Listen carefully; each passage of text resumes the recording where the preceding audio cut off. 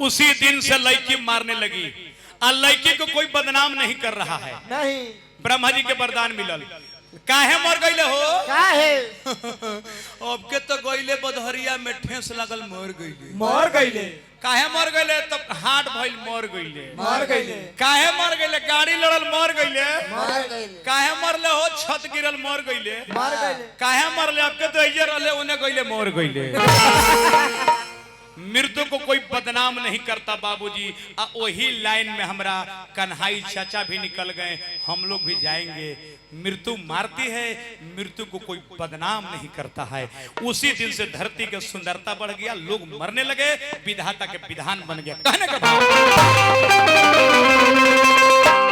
वही लया गई कि नारी के करनमा भर धरी बनी गईले जोगी आयर बनी गईले जोगी आहो।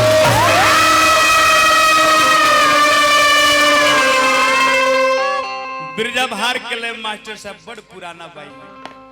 नारी के करनमा भर धरी बनी गईले जोगी आयर बनी गईले जोगी आहो।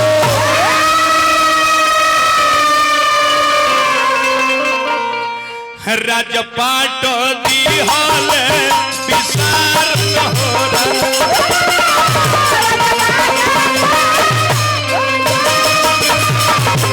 नमः हो राजपाट दी हाल विसार।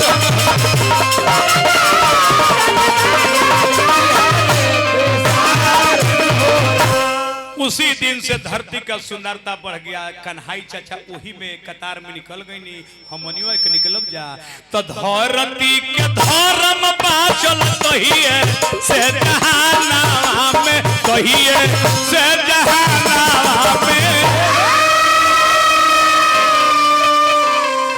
हे लागे लागल मृत्यु के पालन हो रहा।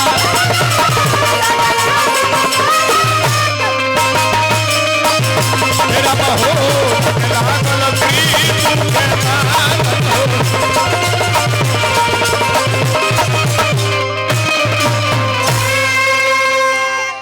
बोझा के ढोवाला का गुरुजी ओझा के कहाला का रे ओझा के कहाला का हो।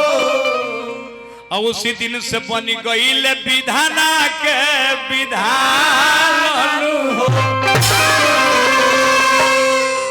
उसी कारण दुनिया में जीव मरते हैं, मृत्यु मारती है। अब हम कहानी के छोड़नी कथा गोइल बन में समझ अपन मन में। अब एक आध गो लेदारी तने पुदेना में आई तो देखी माट साहब हमनी के नैया सुन के जवान भाई लोग आवेला कि चलो हो सुदर्शनवा आइल बा लेदारी गाई, लेदारी ना गाई तो लोग गोरी आवेला।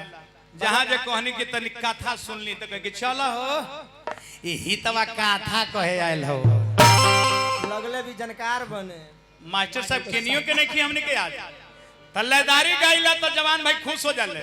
और तब ले बूढ़ऊ गरिया के उठ जाले चलो चलो नाम सुन ले रहनी हो एक के लौड़े छोड़े प्यासे बन जा रहा है। दोनों से मारा जाता नहीं जा। तब मास्टर साहब ये जब बेटी बहन भी बैठी है, इस मर्यादा को देखते हुए भी कुछ कहना पड़ेगा।